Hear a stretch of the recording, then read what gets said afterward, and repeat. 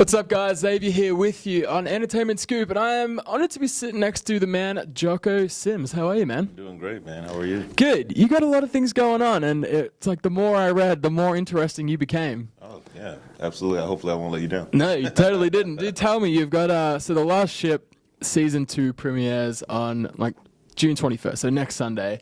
Tell me about it, man. What can we expect? Oh, man, we're so excited. Season 1 was fantastic, and they took it up a notch this year. Michael Bay is our executive producer. We couldn't ask for anything greater than somebody who just has killed the film business for so long. Yeah. And now he's doing television. So, like I said, Season 1 was fantastic. This season we've got new faces, and we're just trying to figure out what to do now that we have this vaccine and try to distribute it all over the world, since billions of people have died. We're just trying to essentially save the world. Yeah, it really is like that. And talking about Michael Bay, I'm not a film guy, I'm not an actor, but tell me, like, what separates him that you could see? Like, why is he the best? Like, what was it like working with him? I think for him, what makes him the best in the business is that he's fearless. Yeah. I think he doesn't, he blocks out naysayers and people who tell him he shouldn't do things this way, and he just does it his own way. Mm-hmm.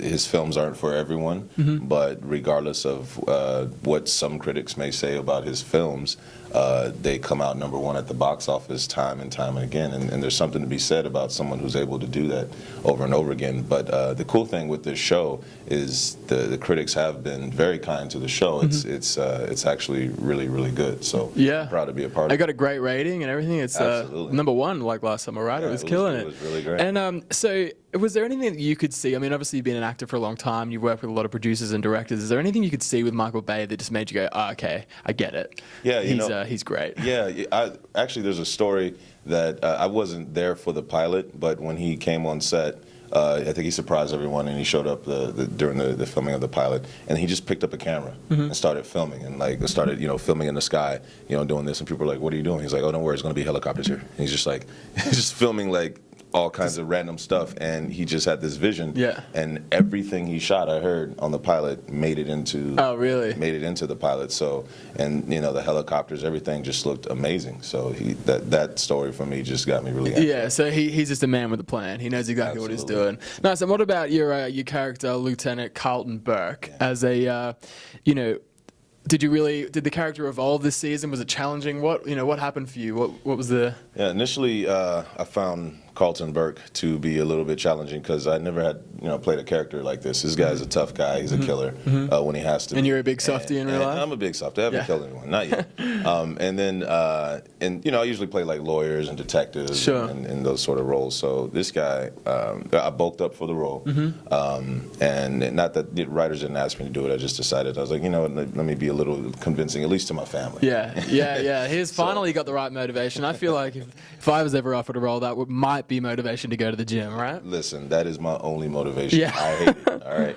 So yeah, he got beefed up, and he was a tough guy. He's the guy who's the tactical officer. Sure. Whenever Captain Chandler needs to go off the ship, he takes him with him, and they go on these missions. And there's danger always lurking around the corner, but so far, we always come out on top. Now, the cool thing about season 2 is somebody comes in. We have a new actress actually, who comes on the show, and who plays Ravit. Her name is Embar Lavi.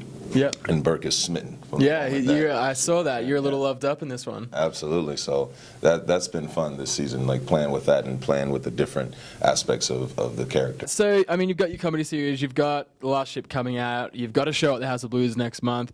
What else is coming up? I know you're working on some new stuff that's in post-production right now. What's coming up for you in the next year? I just did a comedy called The Sweet Life, and I played opposite Maggie Siff from Sons of Anarchy, also Chris Messina, and Abigail Spencer in it, and I think that actually might be my first comedy. Sure.